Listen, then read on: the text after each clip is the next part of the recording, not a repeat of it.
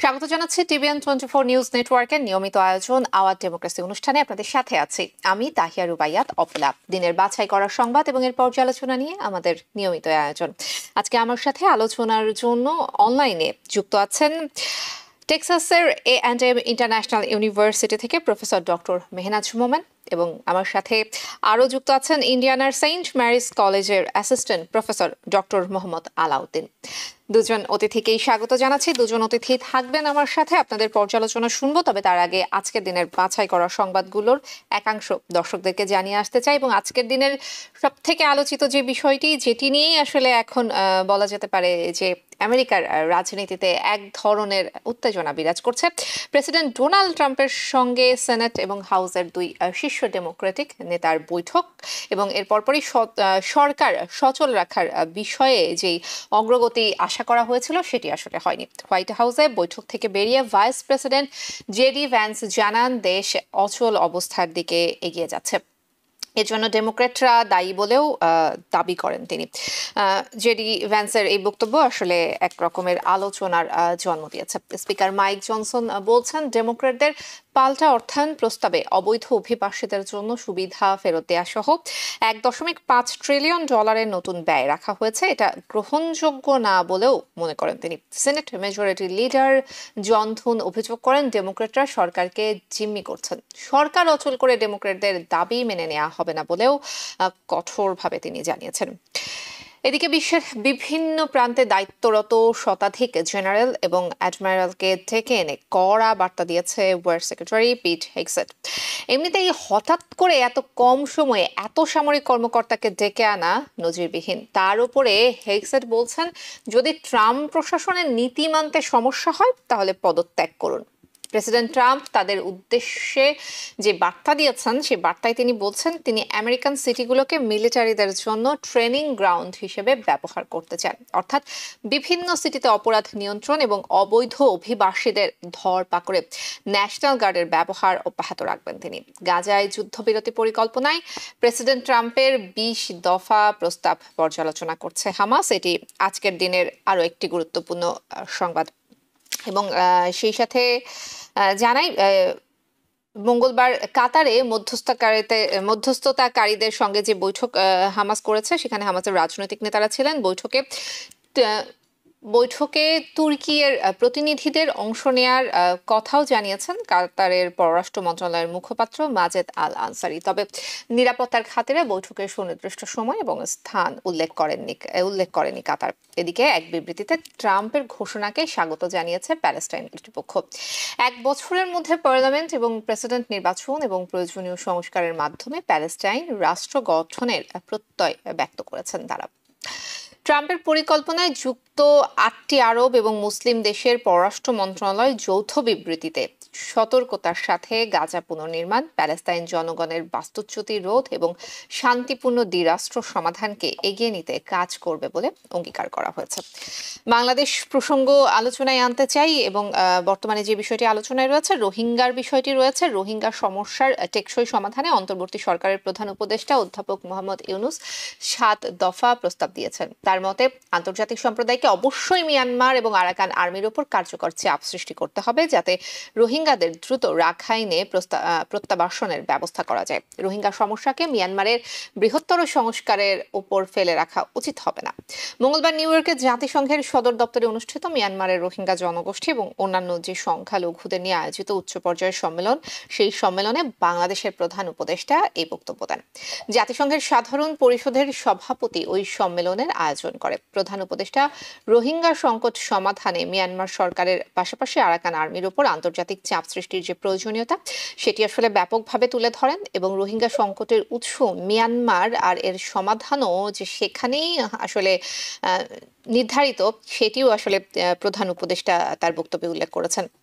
আন্তর্জাতিক সম্প্রদায়কে আসলে তিনি আবারও অনুরোধ করেছেন যেন এই চাপ আসলে অব্যাহত রাখা হয়। আমরা আসলে রোহিঙ্গা যেই সংকট সেটি আমরা দেখতে পাচ্ছি যে বেশ কয়েক বছর ধরে এটি বাংলাদেশের এক ধরনের গলার কাটা হয়ে আছে এবং জাতিসংঘের আলোচনায় এই বিষয়টি বারবার উঠে আসে, কিন্তু সমাধানটা আসলে কতটুকু করা সম্ভব হতে পারে বলে আমরা আশাবাদী সে বিষয়টি আলোচনায় থাকবে। নিশ্চয়ই আমাদের অতিথিরা যারা রয়েছেন তারা আলোচনা করবেন।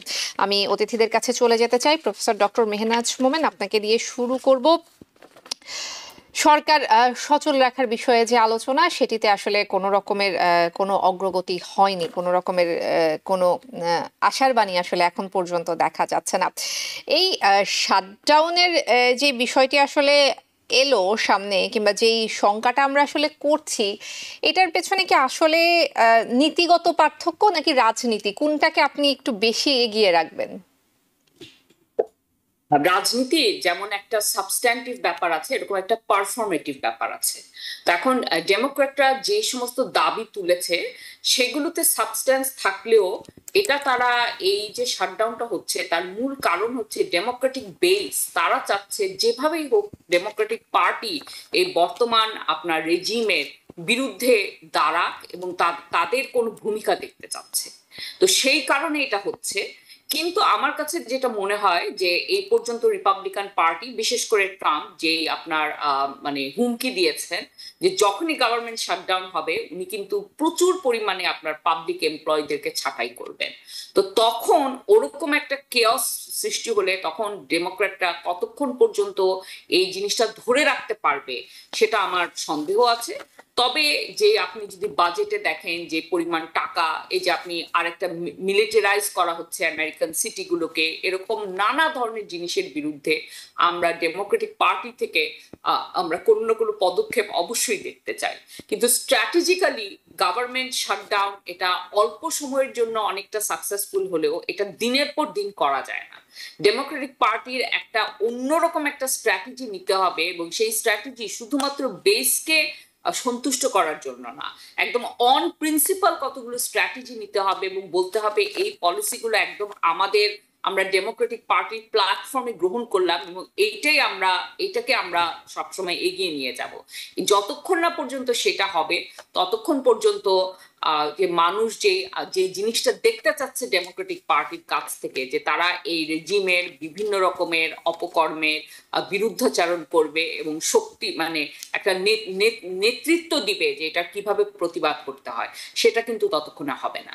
গভর্নমেন্ট শাটডাউন হবে, কিন্তু আমার কাছে মনে হয় এটা পারফর্মেটিভ হয়ে যাবে। এটা কয়েকদিন পরেই, যখন কয়েকদিন মানে কি, এটা 2-3 দিনের মধ্যেই যখন অনেক মানুষ ছাঁটাই করা হবে তখন ডেমোক্রেটদের আর কোনো উপায় থাকবে না। তারা রিপাবলিকানদের সাথে মানে তারাই সবচেয়ে বেশি কম্প্রোমাইজ করবে, যেরকম বরাবর করে থাকে। জি, আমি একটু ডক্টর মোহাম্মদ আলাউদ্দিন আপনার পর্যালোচনাও একটু শুনবো। সেই সাথে আসলে সাধারণ মানুষের জীবনে চাকরির ক্ষেত্রেই বলি, কর্মক্ষেত্রেই বলি, কিংবা নিরাপত্তার ক্ষেত্রেই বলি, এক ধরনের প্রভাব কিন্তু পড়বে। কোন কোন জায়গাগুলোতে আসলে শঙ্কা করছেন, এবং একটু আগে ডক্টর মেহনাজ মোমেন যেটি বলছিল সেটার সাথেও যদি আসলে আপনি একটু যুক্ত করতেন যে ডেমোক্রেটদের অবস্থান আসলে সামনের দিকে কি হতে পারে বলে মনে করছেন। ধন্যবাদ অপলা। গভর্নমেন্ট শাটডাউনের যে বিষয়টা এখন খুব হঠাৎ করে একটা বড় ধরনের একটা সংকট হিসেবে দেখা দিল। এখানে দুটো জায়গায় মারাত্মকভাবে প্রভাব পড়বে। একটা হচ্ছে যে আসলে এই গভর্নমেন্ট শাটডাউনটা অ্যাভয়েড করলে তো গভর্নমেন্টের যে এজেন্সি, এবং যে আপনারা জানেন যে 12টা বিল যেখানে যেটা পাস করার মধ্য দিয়ে আপনার হচ্ছে যে গভর্নমেন্টের এজেন্সিগুলোর যে অপারেশনাল যে কস্ট সেগুলাকে হচ্ছে যে সিকিউর করা হয়। তো এখন গভর্নমেন্টের, ফেডারেল গভর্নমেন্টের অনেকগুলো এজেন্সি আছে যে এজেন্সিগুলো বিভিন্নভাবে তারা আউটসোর্সিং করে অনেকগুলো টেম্পোরারি ওয়ার্কফোর্সের উপর তাদের রিলাই করতে, যেমন aviation industry. there are so many things তারা হচ্ছে যে আপনার টেম্পোরারি ওয়ার্কার দিয়ে আপনার হচ্ছে কমপ্লিট করে। তো এখন যদি গভর্নমেন্ট শাটডাউন হয় তাহলে শুরুতে এইরকম আপনার হচ্ছে যে এভিয়েশন ইন্ডাস্ট্রির মতো আপনার যে এজেন্সিগুলো rely more on the temporary workers, এগুলো হচ্ছে প্রথমত আপনার হচ্ছে যে প্রভাবিত হবে।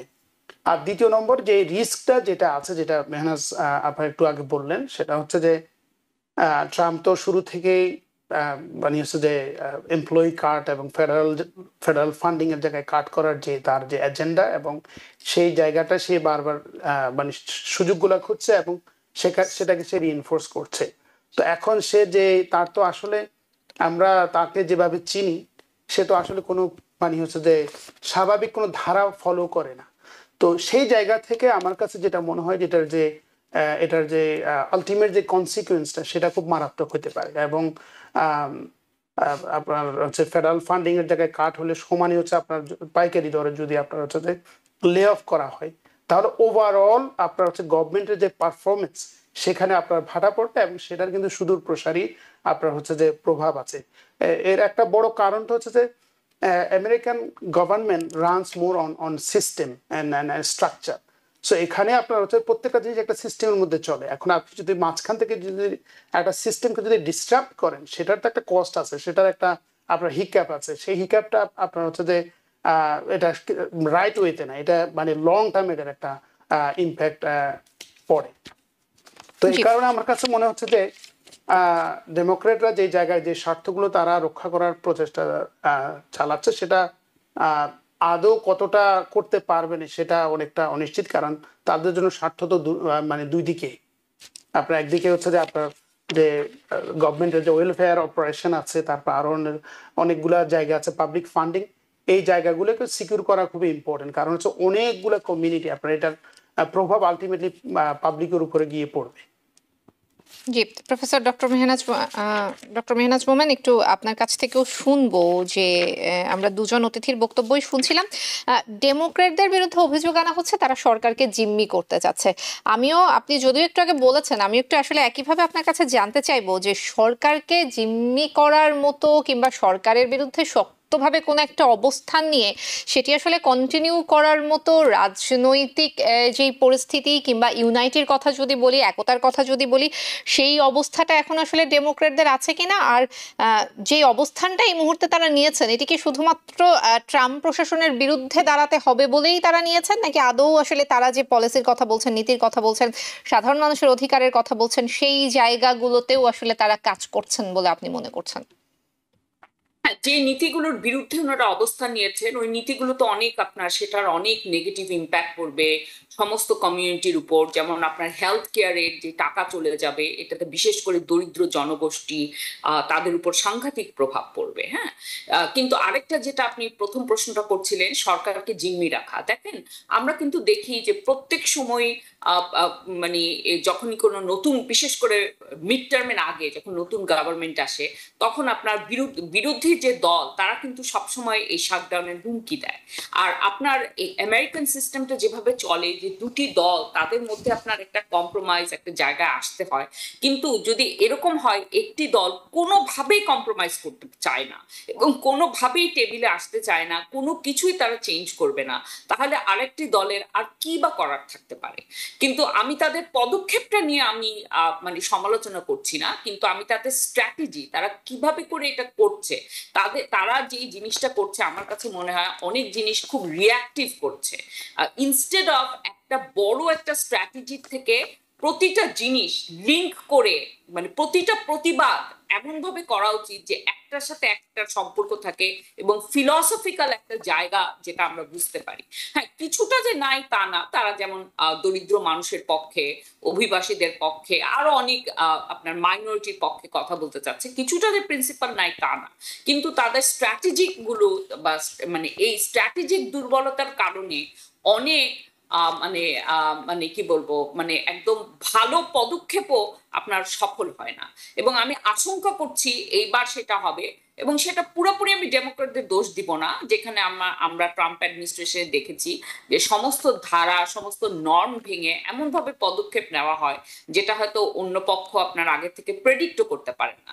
আর ধরেন মানে কথার কথা বলছি, যদি সত্যি এরকম করে পাবলিক এমপ্লয়ীদের ছাঁটাই করা শুরু করে, তখন ডেমোক্রেটরা কি করবে? সেটাও তো তারা, এই জিনিসও তো তারা চায়। কাজে এমন একটা অবস্থা যে এখানে আসলে কোনো মানে মানে কোনো ভালো কোনো দিক নাই এটা। জি, অসংখ্য ধন্যবাদ। আমরা দুজন অতিথির পর্যালোচনা শুনছিলাম।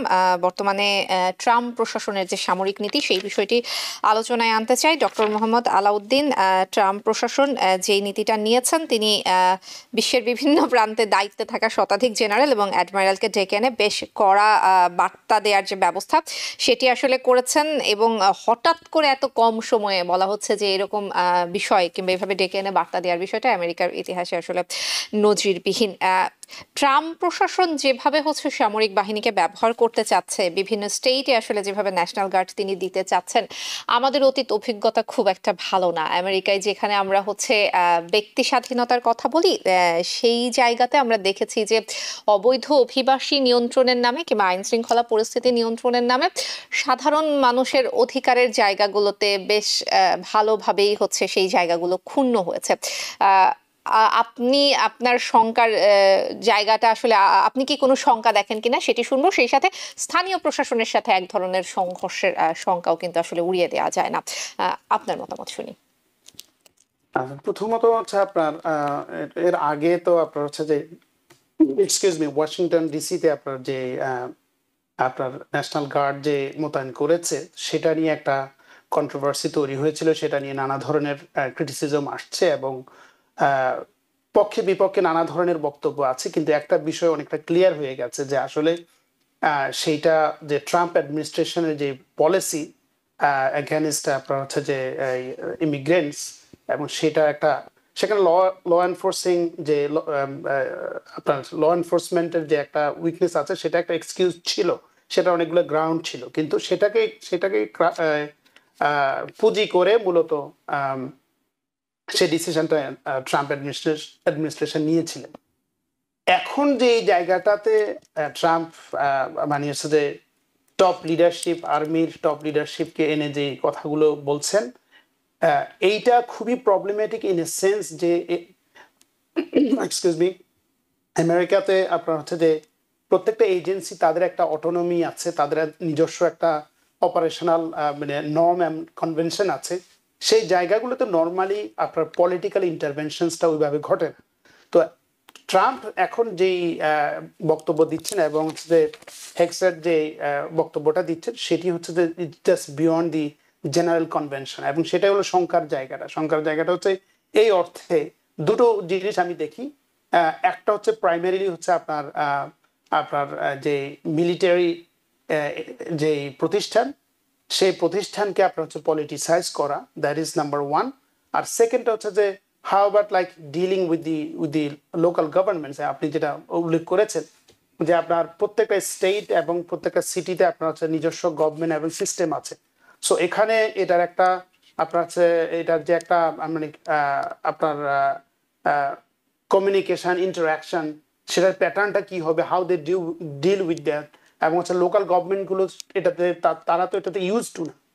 সো এইটা আলটিমেটলি আমার কাছে যেটি প্রতীয়মান হচ্ছে যে এটা মোর হচ্ছে যে about like enforcing more harsher military kind of rule, which is we cannot say directly but virtually that seems like that. So সেটা নানা ধরনের মিশ্র প্রতিক্রিয়া তৈরি করবে প্রশাসনিকভাবে, সেটার প্রভাব গিয়ে জনগণের মধ্যে পড়বে, এবং যে পলিটিক্যাল পোলারাইজেশন যেটা আমেরিকাতে বর্তমানে রয়েছে এবং এটা আরো ইনক্রিজ হবে, কারণ হচ্ছে যে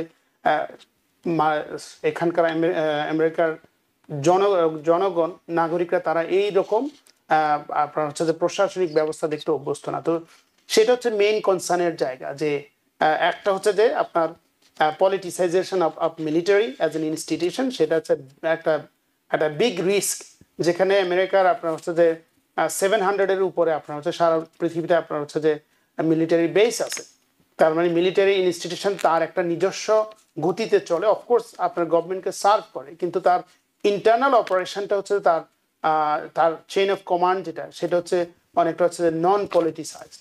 তো সেটাকে পলিটিসাইজ করলে সেটার সুদূর প্রসারী প্রভাব আছে, এবং সেটা পলিটিক্যাল সেন্টিমেন্টও গিয়ে আপনার হচ্ছে করবে, লোকাল গভর্নমেন্টদের অপারেশন সেখানে গিয়ে প্রভাব বিস্তার করবে, এবং ultimately this will not give a good signal. It will create a precedent that will impact a lot of other activities within the country. জি, প্রফেসর ডক্টর মেহনাজ মোমেন। হ্যাঁ, আমি একটু যোগ করতে চাই। আমি ডক্টর আলাউদ্দিনের সব কথার সাথে একমত, এবং উনি একটু আগে প্রথম দিকে একটা কথা বলছিলেন আমেরিকান সিস্টেম আর স্ট্রাকচার নিয়ে। আমি বলবো সেই সিস্টেম আর স্ট্রাকচার কিন্তু অনেকাংশেই ভেঙে গেছে। যেমন মিলিটারি শুধু পলিটিসাইজ করা না, আপনার যেই সিস্টেমগুলো দাঁড়িয়েছিল, যেমন আপনি যদি ফেডারালিজমের কথা ধরেন, যেরকম একটা পাওয়ার ব্যালেন্স থাকার কথা state, federal government, even local গভর্নমেন্টের ভিতর, সেগুলো কিন্তু অনেকখানি ব্যাহত হয়েছে। তারপর আপনি যদি দেখেন কোন সিটিগুলোকে টার্গেট করা হচ্ছে, শুরু করা হয়েছিল ওয়াশিংটন ডিসি দিয়ে, তারপরে শিকাগো, তারপরে পোর্টল্যান্ড। আমরা দেখছি প্রত্যেকটা সিটি যেখানে ডেমোক্র্যাটরা সেখানে ক্ষমতায় আছে, এবং আপনার লিবারাল মানুষ এবং প্রগ্রেসিভ মানুষ সেখানে থাকে, সেই সমস্ত সিটিকে টার্গেট করা হচ্ছে। আমি আপনাকে ঠিক স্ট্যাটিস্টিক দিতে পারবো না, কিন্তু পোর্টল্যান্ডে আপনার অভিবাসীর সংখ্যা অনেক বেশি হলে আমি খুবই আশ্চর্য হব।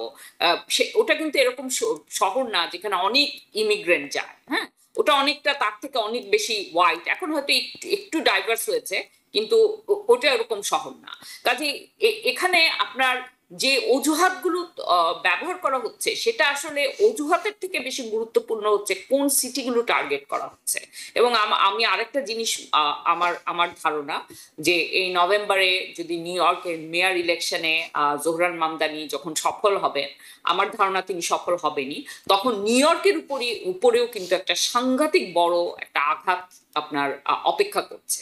এবং এই যে আপনার কনফ্লিক্ট গুলো federal, state government, city government, local গভর্নমেন্টের সাথে, এগুলো কিন্তু আমেরিকায় মানে হয়তো কোনো আমরা এগুলো খুঁজতে গেলে কিন্তু ধরেন কোনো একটা রায়াতের সময় বা কোনো একটা এই উদাহরণগুলো কিন্তু খুব রেয়ার। কিন্তু এখন আমার কাছে মনে হচ্ছে যে ফেডারেল গভর্নমেন্ট তার ক্ষমতা ব্যবহার করে আপনার অন্যান্য যে লেয়ার অফ গভর্নমেন্ট গুলো আছে, স্টেট, লোকাল গভর্নমেন্ট, বিভিন্ন ধরনের, এদেরকে এমন ভাবে করে দিবে যে এরা আর মানে এখানে এদের আর কোনো মানে প্রশাসনে এদের আর কোনো ভয়েস থাকবে না। তাহলে কিন্তু আমেরিকান যে স্ট্রাকচারটা দাঁড়িয়ে আছে ফেডারালিজমের উপর, আবার আর যদি ইন্ডিভিজুয়াল রাইটের কথা বলি, আমাদের ব্যক্তি স্বাধীনতা, আমাদের মত প্রকাশের স্বাধীনতা, আমাদের প্রতিবাদ করার স্বাধীনতা, এগুলো সব সাংঘাতিকভাবে ব্যাহত হবে। অলরেডি অনেকখানি ব্যাহত হয়েছে, কিন্তু এখন এটা একদম সিস্টেমেটিকলি ব্যাহত হবে। তো এটা আমার কাছে মনে হয় যে এটা সাংঘাতিক আশঙ্কার। আর প্লাস আমি পিটার হেগসেটের মানে কিছু কিছু আমি শুনলাম ওনার বক্তব্য।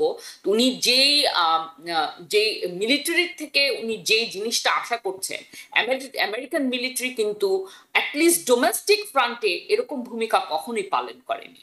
আমেরিকান মিলিটারি যখন ইন্টারন্যাশনাল ফ্রন্টে, যেমন ধরেন ইরাকে, আফগানিস্তানে যায়, হ্যাঁ, অনেক ধরনের আমরা ভায়োলেশন এগুলোর সাথে আমরা পরিচিত, কিন্তু দেশের মধ্যে আমরা কিন্তু এটার সাথে পরিচিত না। দেশের মধ্যে কিন্তু ডোমেস্টিক্যালি মানুষ মিলিটারিকে শ্রদ্ধা করে, কিন্তু সেই জিনিসগুলো কিন্তু, আর এই যে স্ট্রাকচারের কথা হচ্ছে, এই স্ট্রাকচার শুধু আপনার মানে এটা শুধু আপনার কি বলবো, মানে এই ফ্রেমওয়ার্কটা অনেকটা আপনার রেসপেক্ট, অনেকটা পারসেপশন, এগুলোর উপরও দাঁড়িয়ে থাকে।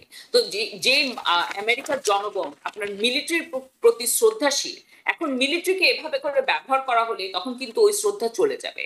আমরা অলরেডি দেখছি আইস এজেন্ট, যারা ফেডারেল গভর্নমেন্টের এজেন্ট, তাদের বিরুদ্ধে লোকাল মানুষ কিভাবে করে আপনার তাদেরকে প্রতিরোধ করার চেষ্টা করছে। এগুলো কিন্তু অনেক বড় ভাঙন, এগুলো কিন্তু সোসাইটির ভাঙন। এখানে আপনার মানে তাহলে ওই রেসপেক্টটা আপনার কোনো ইনস্টিটিউশনের প্রতি থাকে না।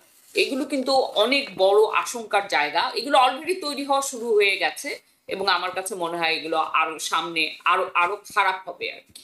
জি, এক ধরনের আশঙ্কা আসলে থেকেই যায় বর্তমান ট্রাম্প প্রশাসনের যে সামরিক পলিসি, সেটির উপরে আমরা পর্যালোচনা শুনছিলাম। একটু বাংলাদেশ প্রসঙ্গে আলোচনায় যেতে চাই। রোহিঙ্গা সমস্যার সমাধানে মিয়ানমারের উপর আন্তর্জাতিক চাপ বাড়ানোর আহ্বান জানিয়েছেন বাংলাদেশের অন্তর্বর্তীকালীন সরকারের প্রধান উপদেষ্টা। তিনি বলছেন, রোহিঙ্গা সংকট বাংলাদেশের সামাজিক, অর্থনৈতিক এবং নিরাপত্তার ঝুঁকি বাড়িয়েই চলেছে। মঙ্গলবার জাতিসংঘের উদ্যোগে আয়োজিত উচ্চ পর্যায়ের বৈঠকে এই সমস্যার সমাধানে সরকারের পক্ষ থেকে 7 দফা প্রস্তাব তুলে ধরা হয়েছে, এবং একমাত্র সমাধান হিসেবে আসলে দ্রুত বাংলাদেশ থেকে মিয়ানমারে রোহিঙ্গাদের প্রত্যাবাসনের উপরে জোর দিয়েছেন প্রধান উপদেষ্টা। দর্শক, আলোচনার আগে এই সংক্রান্ত একটি প্রতিবেদন চলুন দেখে আসি। মঙ্গলবার সকালে জাতিসংঘের উদ্যোগে প্রথমবারের মতো আয়োজিত situation of Rohingya Muslims and other minorities in Myanmar শীর্ষক উচ্চ পর্যায়ের বৈঠক অনুষ্ঠিত হয়। বাংলাদেশ সরকারের প্রধান উপদেষ্টা সহ বিশ্বের বেশ কয়েকটি দেশের প্রতিনিধি ও আন্তর্জাতিক মানবাধিকার ও দাতা সংস্থার প্রতিনিধিরা এই বৈঠকে অংশ নেন। উদ্বোধনী বক্তব্যে জাতিসংঘ সাধারণ অধিবেশনের প্রেসিডেন্ট অ্যানালিনা বারবক বলেন, একমাত্র আন্তর্জাতিক উদ্যোগই পারে মিয়ানমারকে এই নির্মমতা বন্ধে বাধ্য করতে। জাতিসংঘের মহাসচিবের পক্ষে লিখিত বক্তব্যে সাম্প্রতিক সময়ে তার কক্সবাজার সফরের অভিজ্ঞতা এবং আন্তর্জাতিক দাতা সংস্থার সহায়তা বন্ধের বিষয়ে উদ্বেগ প্রকাশ করা হয়। সম্মেলনে বাংলাদেশ ও রাখাইন থেকে আসা রোহিঙ্গা প্রতিনিধিরাও তাদের উপর মিয়ানমার সরকারের নির্মমতা তুলে ধরে অবিলম্বে এই নির্যাতন বন্ধের দাবি জানান। বাংলাদেশের প্রধান উপদেষ্টা প্রফেসর ডক্টর মোহাম্মদ ইউনূস তার বক্তব্যে বলেন, রোহিঙ্গা সমস্যার ভিকটিম বাংলাদেশ, অবিলম্বে তাদের মিয়ানমারে প্রত্যাবাসন নিশ্চিত করতে হবে। Rohingya crisis originated in Myanmar. Its solution lies in Myanmar. The international community must put effective pressure on Myanmar and the Arakan army to immediately stop persecution of the Rohingyas. এই বিষয়ে মিয়ানমারের উপর আন্তর্জাতিক চাপ বাড়ানোর উপর গুরুত্ব দেন তিনি। As funding declines, the only peaceful option is to begin their repatriation. Doctor Yunus বলেন, রোহিঙ্গা সংকটের কারণে বাংলাদেশের সামাজিক, অর্থনৈতিক ও নিরাপত্তা সমস্যা বাড়ছে। Bangladesh is a victim of the crisis. We are forced to bear huge financial, social, and environmental costs. Criminal activities, including narco flows into Bangladesh through Rakhine, threaten our social fabric. এই সমস্যার সমাধানে তিনি জাতিসংঘে 7 দফা প্রস্তাবনা তুলে ধরেন। First, devise a practical roadmap for safe, dignified repatriation of the Rohingyas with reasonable and stabilization of Rakhine. Second, exert effective pressure on Myanmar and the Arakan army to end violence against Rohingya and start their sustainable repatriation, beginning with those who recently arrived in Bangladesh and those who are internally displaced. Third, mobilize international support to stabilize Rakhine and place international civilian presence to monitor stabilization. Fourth, support confidence-building measures for sustainable integration of Rohingya in Rakhine society and governance. Fifth, mobilize donor contribution to fully fund the joint response plan. Sixth, pursue accountability and restorative justice. Seventh, dismantle the narco economy and combat transboundary crimes.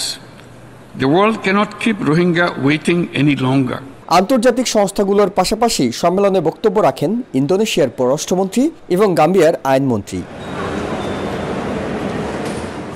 Ihsan Jewel, TVN 24, new York. দর্শক, আমরা প্রতিবেদনটি দেখছিলাম, এবার আলোচনায় যুক্ত হতে চাই। Professor doctor Mehnaz মোমেন, রোহিঙ্গাদেরকে বাংলাদেশ থেকে মিয়ানমারে ফেরত পাঠাতে হবে, জাতিসংঘকে এগিয়ে আসতে হবে, আন্তর্জাতিক চাপ বাড়াতে হবে, কূটনৈতিক তৎপরতা বাড়াতে হবে, প্রতিটা কথাই আসলে গত 8 বছর ধরেই আমরা শুনে আসছি। ইমপ্লিমেন্টেশনটা আসলে নেই। গত বছর যখন প্রথমবারের মতো প্রফেসর ডক্টর মোহাম্মদ ইউনূস বাংলাদেশের প্রতিনিধিত্ব করতে জাতিসংঘে যোগ দিলেন, তখন আসলে বাংলাদেশের মানুষের মধ্যে এক ধরনের আশাবাদ এই অর্থে দাঁড়িয়েছিল, কারণ প্রফেসর ডক্টর মোহাম্মদ ইউনূসের কূটনৈতিক যেই দক্ষতা কিংবা তৎপরতার উপরে এক ধরনের আশাবাদ ছিল। কিন্তু আমরা আসলে নতুন কিছু পাইনি। এবারের বৈঠক থেকেও আসলে নতুন কিছু পাবো কিংবা আসলে কোন একটা ইতিবাচক ফলাফল পাবো বলে কি আপনি আশাবাদী? দেখেন, আমার কাছে মনে হয় যে রোহিঙ্গা সমস্যার সমাধানের জন্য এই সময়টা আমাদের পক্ষে না। এই মুহূর্তে জাতিসংঘে তারা গাজার প্রতি অনেক সেখানে মনোযোগ এবং থাকাই উচিত, সেটা অনেক সিরিয়াস, ওখানে একটা জেনোসাইড চলছে। তারপরে ইউক্রেন যুদ্ধ, তো এরকম নানা ধরনের যেই সমস্ত কনফ্লিক্ট গুলো চলছে ওয়ার্ল্ডে, সেগুলোর তুলনায় রোহিঙ্গাদের প্রত্যাবর্তন, এটা আমাদের জন্য যতই গুরুত্বপূর্ণ হোক না কেন, এটা রিজনাল ইম্পর্টেন্স আছে, কিন্তু ইন্টারন্যাশনাল এরিনাতে এখন এত অন্য ধরনের আরো অনেক আপনার মানে কি বলবো, মানে অনেক বেশি গুরুত্বপূর্ণ জিনিস চলছে, যে এখন রোহিঙ্গার সমস্যাটা অনেক নিচে নেমে গেছে, এটার প্রায়োরিটি নাই। তারপরে আরেকটা কথা যেটা ডক্টর ইউনূসও বলেছেন, যে আমরা যেই টাকা পেতাম রোহিঙ্গাদের মানে পুনর্বাসনের জন্য, যেটা আমাদের দেশে আমরা ব্যবহার করতাম, জাতিসংঘ থেকে সেই টাকার পরিমাণ অনেক কমে গেছে। কারণ জাতিসংঘই আসলে যে আপনার যদি আমেরিকার কথা চিন্তা করেন, যে টাকা দিত সেখান থেকে অনেক কমে গেছে। কিন্তু এখন এই মুহূর্তে এটা আমাদের জন্য যত গুরুত্বপূর্ণ হোক না কেন, এবং ডক্টর ইউনূসের যতই আপনার কূটনৈতিক আপনার ক্ষমতা থাকুক না কেন, যতই স্কিল থাকুক না কেন, কিন্তু এই সময়টায় এটা তো একটা জিনিস, এটা অলরেডি হয়ে গেছে এবং তারা অলরেডি বাংলাদেশে আছে। এইটার তুলনায় এখন একটা চলমান জেনোসাইড এবং আরেকটি যুদ্ধ, ইউক্রেন যুদ্ধ, ওইগুলোর গুরুত্ব অনেক বেশি।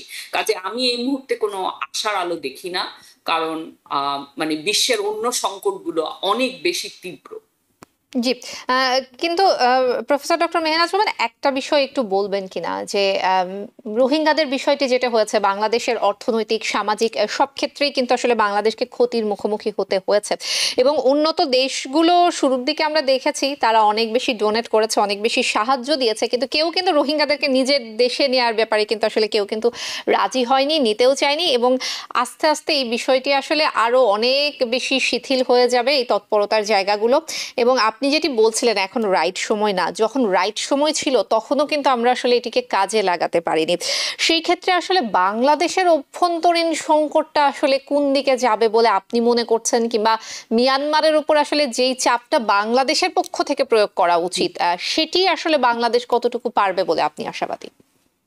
দেখেন, আমাদেরও তো একটা বার্গেনিং পাওয়ার লাগবে, যেটা দিয়ে আমরা এই চাপটা দিব। আমাদের সেসব জায়গায় আমাদের অনেক দুর্বলতা আছে, প্লাস আমাদের যেগুলো আপনার স্ট্র্যাটেজিক আপনার কি বলবো, মানে মানে লোকেশনের কারণে যেগুলো আমাদের অ্যাডভান্টেজ আছে, এগুলো আমরা আসলে কোনো সময় ব্যবহার করতে পারি না।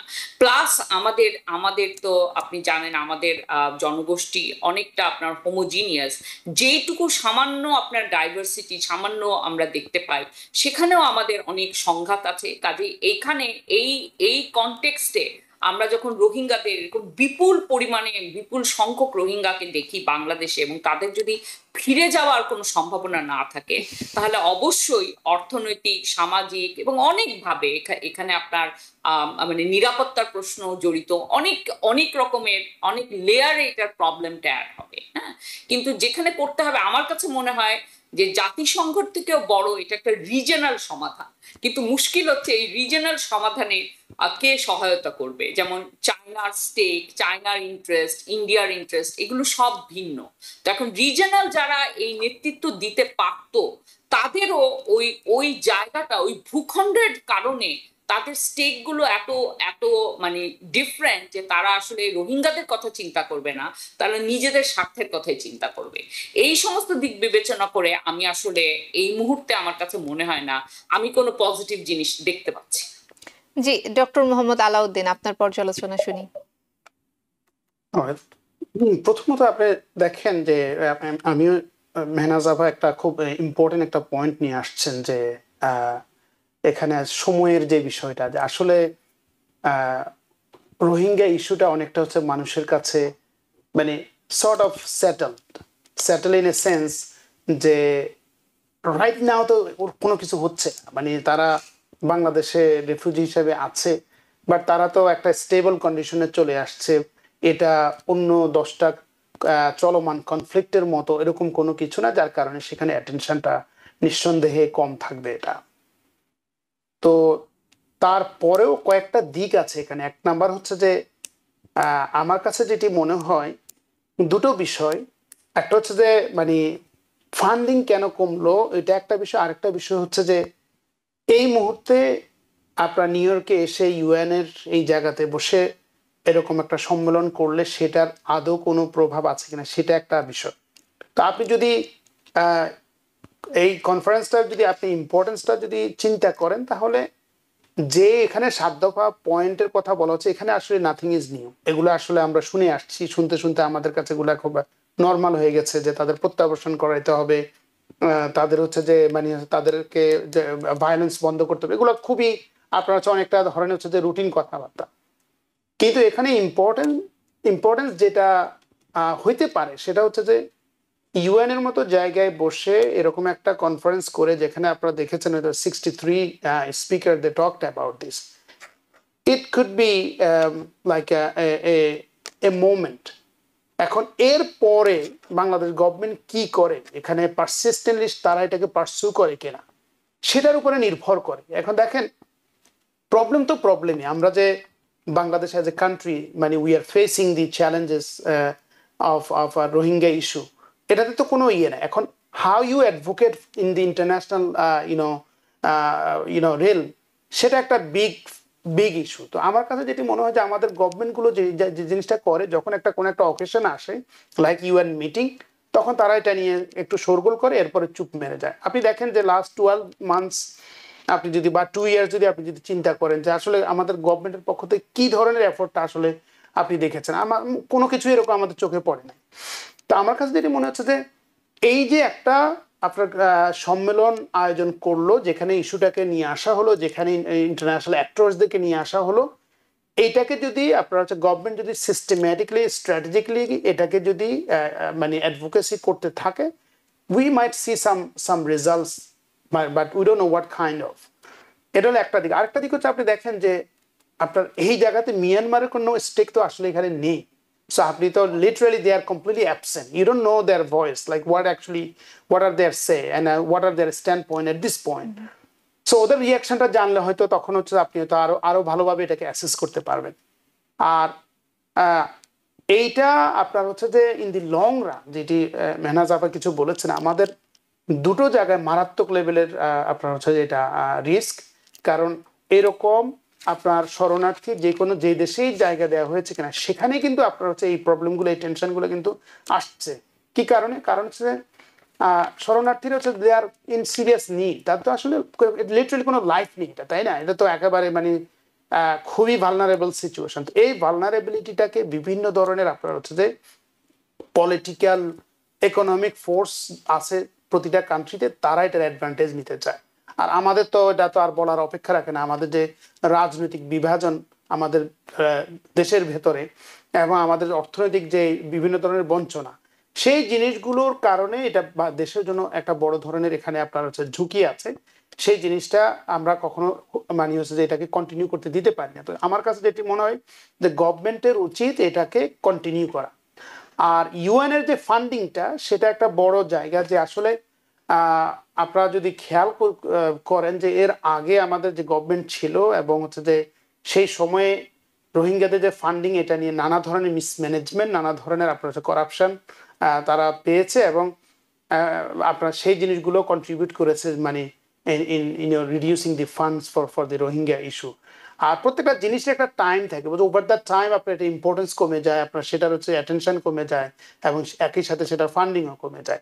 কিছু ন্যাচারাল কারণ আছে, কোনো সন্দেহ নাই যে ইন্টারন্যাশনালি আপনার হচ্ছে যে ইউএন এর ফান্ডিং এর মধ্যে আপনার এক ধরনের ভাটা পড়েছে, সেটা প্রভাবিত করেছে।